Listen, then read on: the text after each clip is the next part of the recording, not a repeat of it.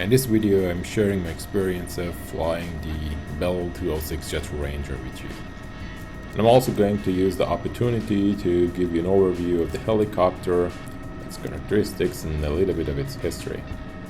So far, I've only been flying the US-300, or so 300 is also called, which is a piston engine helicopter, and flying the Bell JetRanger with a big fat turbine was indeed a huge upgrade for me. The Bell 206 JetRanger was originally developed as the Bell YOH-4 for the United States Army's Light Observation Helicopter program, but was not selected as a candidate. Bell then redesigned the airframe and successfully marketed the rotorcraft commercially as the 5-seater Bell 206A JetRanger as we know it today. The rotorcraft is manufactured in Quebec, Canada, and somewhere around 7,300 units have already been built. The maximum takeoff weight of the rotorcraft is 3,350 pounds. It's powered by an Allison 250-C20J turboshaft engine, and the main rotor diameter is 33 feet and 4 inches.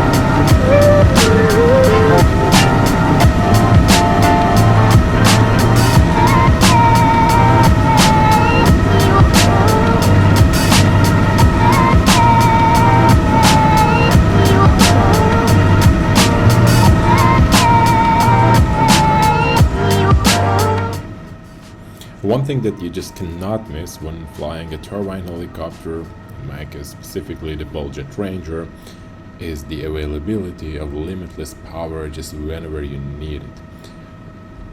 When I fly the US-300, I always have to keep an eye on the manifold pressure and be very careful not to overload the engine for so long. But when flying the JetRanger, the engine power, the turbine power is never a limiting factor. The turboshaft engine is always going to provide the power you need. One thing you have to keep an eye on though is the torque in the drivetrain shaft.